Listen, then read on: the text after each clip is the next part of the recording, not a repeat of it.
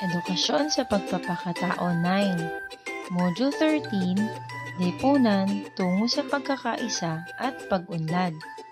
Ikalimang linggo, unang araw. Kasanayan sa pagpapakatuto.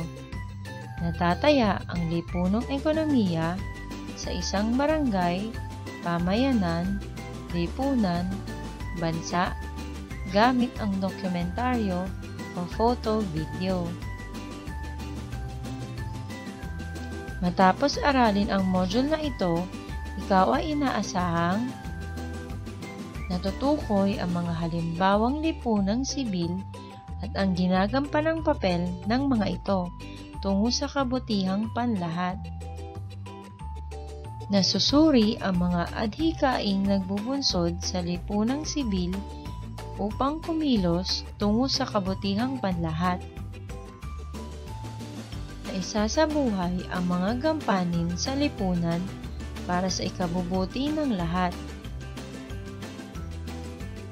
Magandang araw! Ito ang edukasyon sa pagpapakatao sa ika-9 na baitang. Narito tayo upang talakayin ang aralin. Subalit bago ang lahat, subukan natin ang iyong nalalaman sa pamamagitan ng paunang pagsubok. Basahin at unawaing mabuti ang mga pagsubok sa ibaba.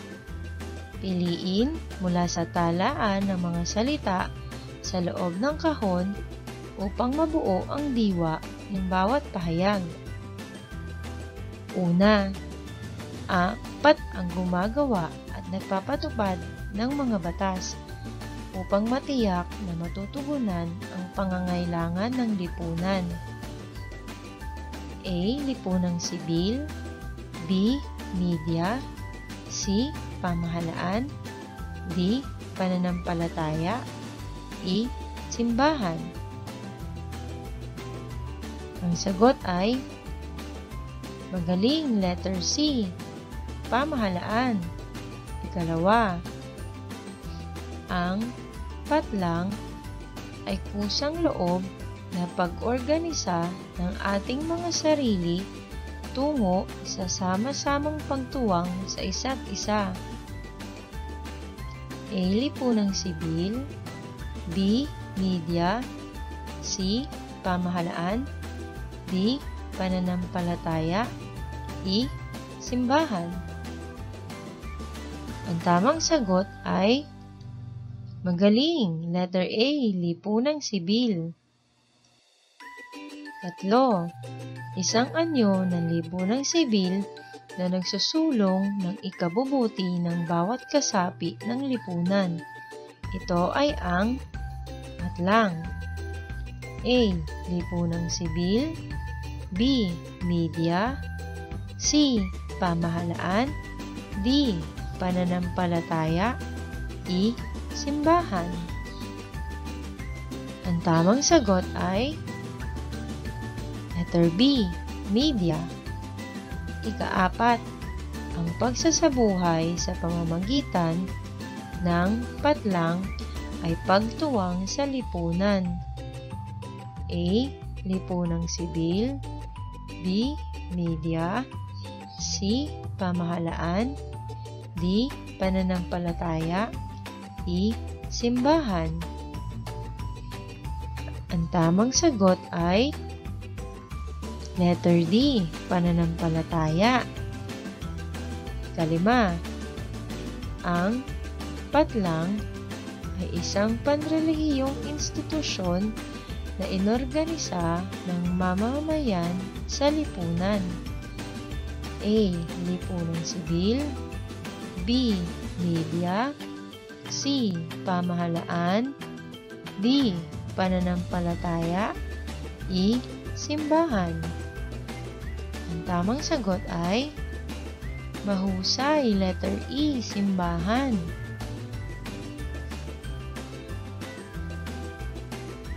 Yung mga sagot, tama ba ang mga ito? Mahusay. Naalala mo pa ba ang huling paksa na tinalakay at tayo'y magbalik-aral? Sabihin ang thumbs up kung ito ay naghahayag ng katotohanan.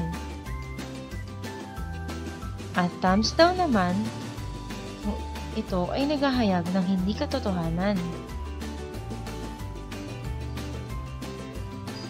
Number 1. Ang maunlad na ekonomiya ay nagbubukas ng mga panibagong oportunidad para sa mga mamamayang nakakaangat sa buhay lamang. Ang tamang sagot ay thumbs down. Ikalawa, ang bahagi ng pagiging tao ay pagkakaroon ng magkakaibang lakas at kahinaan. Ang tamang sagot ay magaling. Thumbs up. Ikatlo, ang tao ay kailangang pagsikapan ang pagkakapantay-pantay sa pamamagitan ng pagbabahagi ng yaman ng bayan. Ang sagot ay tama. Thumbs up. Ikaapat, ang tunay na mayaman ay mga taong nakikilala lamang dahil sa kanilang ari-arian. Ang sagot ay thumbs down. Kalima, sinisikap ng estado na maging patas ang lahat upang lumikha ang bawat isa ng kanilang sarili ayon sa kanilang mga tunguhin at kakayahan. Ang sagot ay mahusay. Thumbs up. Ngayon, nalalaman natin na ang lipunan o pang-individual ay may layunin o tunguhin.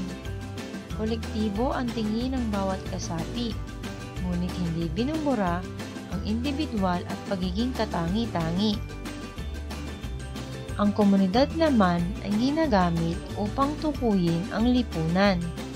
Galing sa salitang Latin na communi, nangangahulugan na common o kapareho.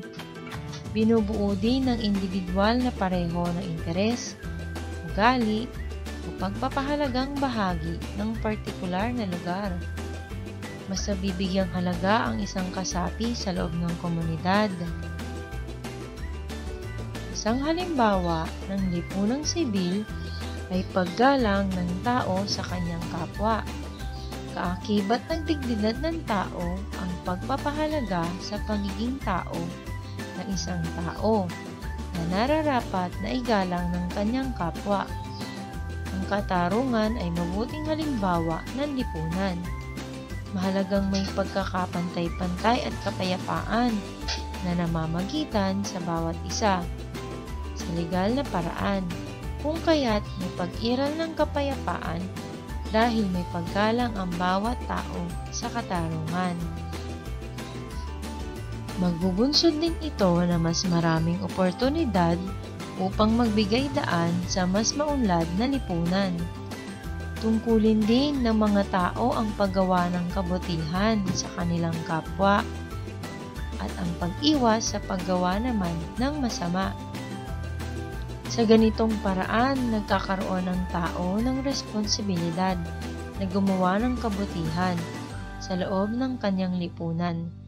Bilang balik nito, ang lipunan na kanyang ginagalawan ang magbibigay sa kanya ng pagtulong na kinakailangan niya.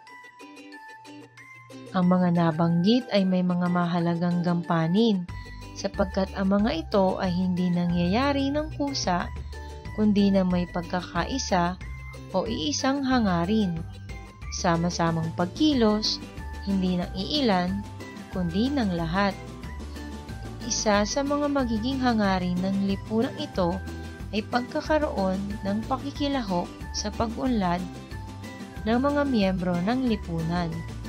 Ang pagkakaroon ng maunlad na ekonomiya ay bunga ng pinag-isang pagkilos ng lipunan na magbubukas naman sa mas maraming oportunidad at mas maunlad na ekonomiya. Sa huli, napapahalagahan ng tao ang kanilang adhikain upang may pagpatuloy ito na nangangailangan ng sama-samang pagkilos. Ito ay hindi panandaliang pagkilos, kundi panghabang buhay at hikain na nangangailangan ng pagkilos ng buong lipunan.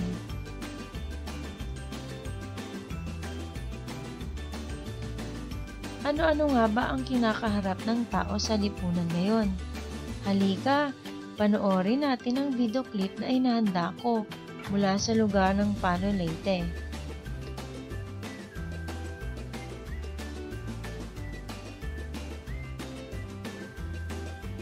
Makikita sa video ang hirap na kinakaharap ng magkapatid dulot ng kahirapan. Subalit sa tulong ng mga tao sa kanilang lipunan, sila ngayon ay nakapagtapos na ng pag-aaral.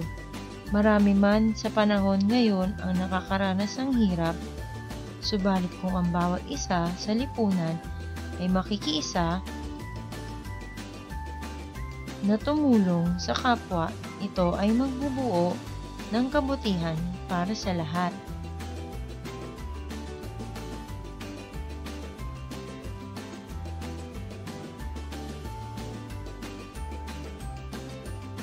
Matapos mo mapanood ang video clip, nakitaan mo ba ang mga kasapi ng lipunan na ginagampanan ng kanilang responsibilidad para sa ikabubuti ng lahat?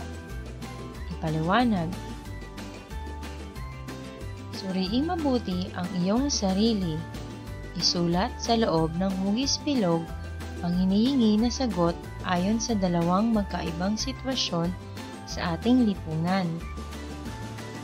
Sa panahon ngayon ng pandemic na halos lahat ng tao ay dumaranas ng kahirapan, subalit ano nga ba ang kabutihan na maidudulot sa iyo ng lipunan at ano naman ang maidudulot mo para sa lipunan?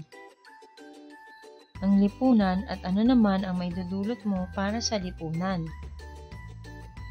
Sa panahon ng pandemic, ipapakita mo ang kabutihang nagagawa ng lipunan para sa iyo.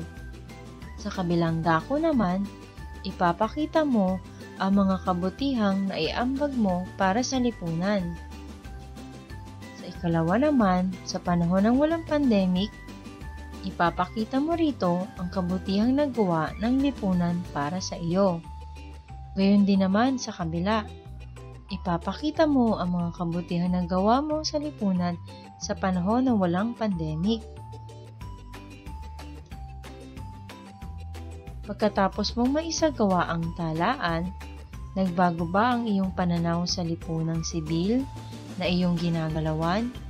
Paano? Ipaliwanag ang iyong sagot. Ngayong nalaman mo ang epekto nito sa lipunan, base sa iyong natutunan, gumawa ng sariling advokasya na magagamit sa panahon ng pandemic at paano mo ito mapapahalagahan.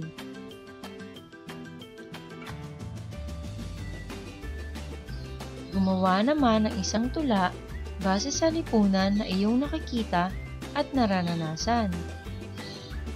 Ang lipunan ba na iyong ginagalawan ay may pagtulong? Ang mga tao ba dito ay may pagkakaisa at may pagkakawang gawa? Lahat ba ito ay iyong nararanasan, nakikita o naririnig? Lahat ng ito ay susulat mo sa pamamagitan ng isang tula.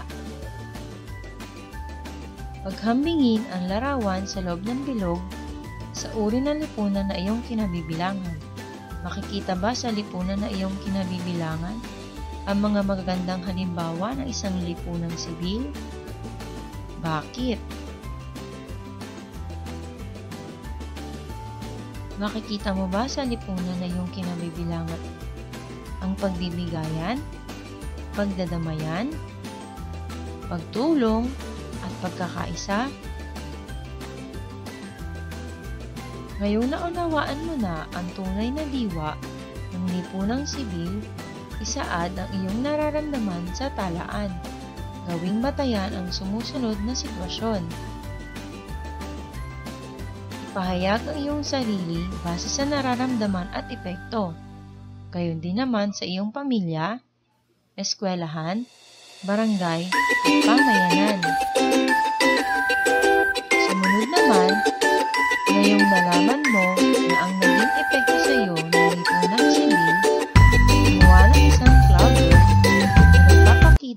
isang lipunang sibil sa panahon ng pandemic sa inyong lugar.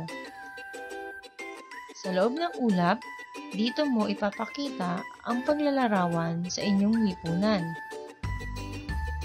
Halimbawa nito ay ang pagkakaisa, pagmamahalan, pagtutulungan.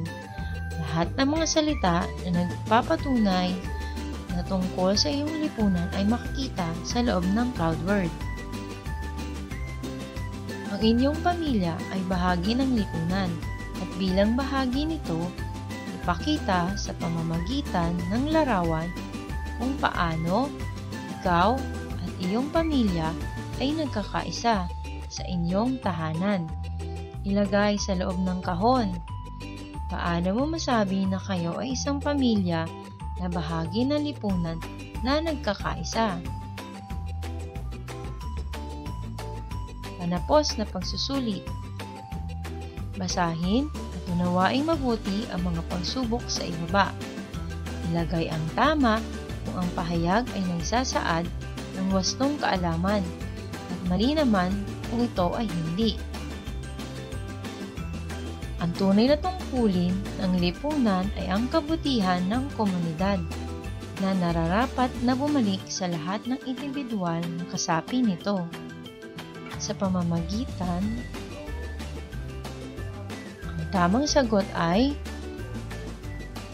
mahusay, tama. Ikalawa, sa pamamagitan ng lipunan na may adhikain, makakamit ang tunay na layunin ng kanyang pagkalikha. Ang tamang sagot ay tama. Tatlo, binubuo ng tao o indibidwal ang lipunan na nagpapakita ng pagmamalasakit o pagtulong. Ang sagot ay mahusay, tama. Ikaapat, may kanya-kanyang adhikain ang mga tao sa loob ng lipunan. Ang sagot ay mali. 5.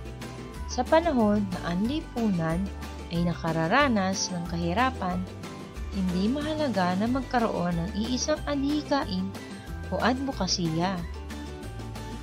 Ang sagot ay mali.